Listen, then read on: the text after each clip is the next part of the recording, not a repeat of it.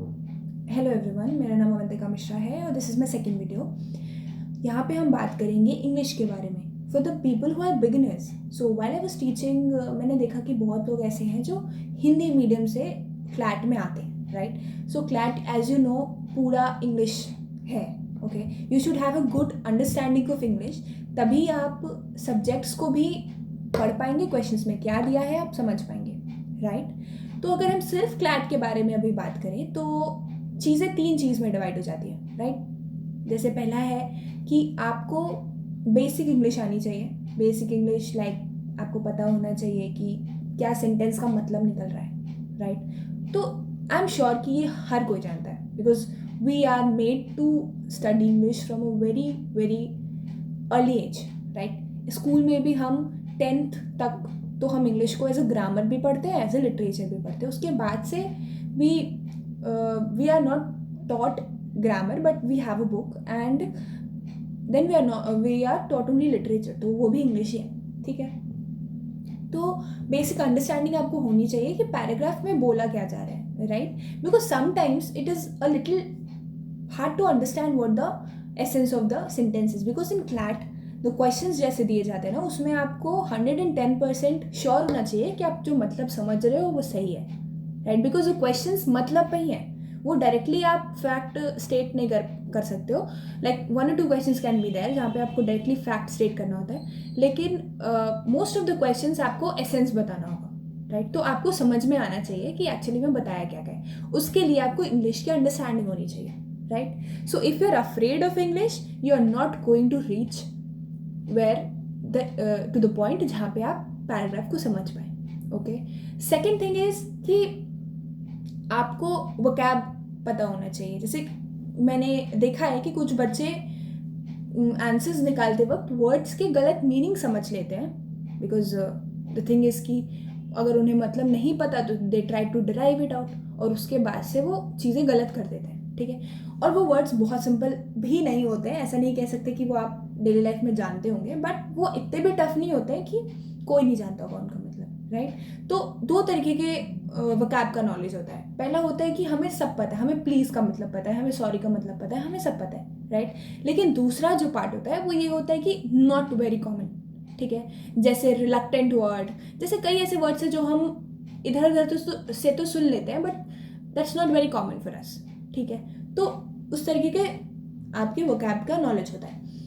सो उस चीज़ को टैकल करने के लिए, वोकैब को टैकल करने के लिए एक बहुत अच्छा सोल्यूशन है नॉर्मन लुइस, ठीक है। मैं अपने हर स्टूडेंट को ये बात बताती हूँ और मैंने खुद भी ये किया है, मैंने अपने स्कूल टाइम में किया है, इनफैक्ट मैंने कॉलेज में भी इसको रीड करी है, तो मुझे इसका अंतर मिला है, ठीक है। इस बुक को ऐसे बनाया गया है कि आप अगर पहला चैप्टर पढ़ते हो तो एवरीबडी इज बिगिनर देयर, ठीक। उसके बाद आखिरी चैप्टर तक you get to a point जहाँ पे you are very good in vocabulary, ठीक। तो कोई वर्ड आपसे छूटेगा नहीं। So if you are actually willing to get into a good top institute, be a lawyer, be an advocate, जहाँ पे आपको अच्छी इंग्लिश आनी चाहिए, तो that book is your bible for entire life, okay। दो चीज़ें मैंने अभी तक बताई। पहला, to have an understanding of English, उसके लिए आपको रीडिंग करनी पड़ेगी, to have a habit of reading for anywhere and everywhere, ठीक। जैसे आप इंस्टाग्राम यूज़ कर रहे हो, वहाँ आपने कोई आर्टिकल देखा, try to read it, okay.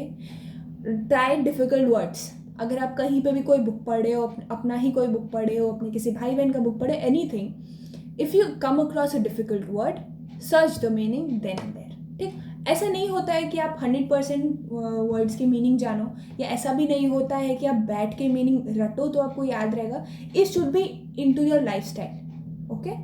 Second part मैंने क्या बोला, वोकैब के लिए। वोकैब के लिए आपको नॉर्मन लुइस पढ़ना होगा, उसमें आप मैक्सिमम वर्ड समझ जाओगे। उन्होंने ऐसा डिज़ाइन करा है उस बुक को कि आपको मतलब के साथ साथ ये भी समझ आ जाएगा कि उनका डेरिवेशन कहाँ से हुआ है और आप किस तरीके से वर्ड्स को समझ सकते हो, ठीक है। यानी एक वर्ड से वो आपको 1000 वर्ड समझा देंगे। दैट्स वॉट यू वॉन्ट, ठीक है। That is the only process where you are going to make English as your daily life. जैसे हम हिंदी में हम सारे वर्ड्स जानते हैं, ज़रूरी नहीं है हिंदी में हम सारे वर्ड्स नहीं जानते, राइट। लेकिन तब भी कई सारे वर्ड्स हमें अगर पता चले कि अच्छा इसका मतलब क्या होगा, तो we can give an idea उसी तरीके से इस बुक में आपको ऐसा पता चले कोई भी वर्ड दिया हुआ तो आपको एक आइडिया लग जाएगा ठीक है इसका मतलब क्या हो सकता है, ठीक। तो that book is a Bible, okay. Third thing is reading. तो जैसे सब बोलते हैं कि जीके के लिए आपको द हिंदू पढ़ना होता है, that's very good for English also, ठीक है, क्योंकि कई बार पैसेजेस जो है ना they are directly from the editorial section, ठीक है। जीके भी आपका वहाँ से कवर हो सकता है, but right now we talking about English, तो मैं इंग्लिश के पॉइंट ऑफ व्यू से द हिंदू को बताऊंगी, ओके। फॉर दैट अगर आपके पास 10 से 15 मिनट हैं to actually improve your English, just put the paper on your table, spread it, और उसके बाद से ना आप आर्टिकल्स को पढ़ना शुरू करो। Those are important for you, ठीक है, ऐसे रैंडम आर्टिकल्स नहीं, जैसे कुछ आर्टिकल्स होते हैं दैट यू नो कि वो एग्जाम में आ सकते हैं, ठीक। जैसे इस बार के एग्जाम में आपको यूएस टेरिफ पे क्वेश्चन पूछा था, okay, that was a hottest topic in last 2 months, तो आपको पता है कि उससे क्वेश्चन पूछ सकता है, so try to read it, ठीक। मैंने जीके का बताया, जीके में ये पूछा था, तो वो था ना आपके पेपर में, तो I want you to read those topics, those are important, ताकि आपका जीके का भी कवर हो सके, इंग्लिश का भी कवर हो सके। जीके में you have to know the facts because paragraph आपको ऑलरेडी दिया हुआ है। इंग्लिश में आपको समझना है कि पैराग्राफ क्या बोल रहा है, उसके लिए आपको रीडिंग हैबिट होनी चाहिए, because you have to solve RC in under 8 to 9 minutes, 8 minutes maximum, अगर आप टाइम अपने डिवाइड करते हो तो, राइट। तो उसके लिए क्या होना चाहिए कि आपको अच्छी अंडरस्टैंडिंग होनी चाहिए इंग्लिश की, ठीक। अंडरस्टैंडिंग डेवलप करने के लिए आपको द हिंदू से बेटर कुछ नहीं होगा, क्योंकि उससे आपको 2 सब्जेक्ट कवर हो रहे हैं, राइट। तो spread the paper in front of you, try to read the article, read every word, जहाँ पे आपको लगे कि इसका मतलब क्या है। ट्राई टू रीड ऊपर का उसके जस्ट ऊपर का सेंटेंस, उसके जस्ट नीचे का सेंटेंस, ठीक। तो आपको थोड़ा आइडिया लग जाएगा कि क्या बोला जा रहा है। और अभी क्योंकि आप प्रिपरेशन स्टेज में हो, तो try to find the words also, हाँ, गूगल करो या फिर आप डिक्शनरी रखो अपने पास, ठीक है। 1-2 बार आप उस वर्ड को सुनोगे, कई बार आप देखोगे, कई बार जानोगे, तो अल्टीमेटली वो आपके डिक्शनरी में ऐड हो जाएगा, ठीक। तो इसलिए try to read as much as you can. English का यही एक तरीका है।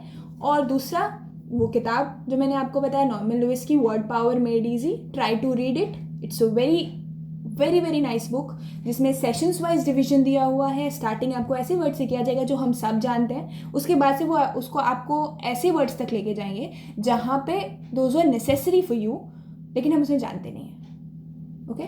सो I am sure I made myself very clear.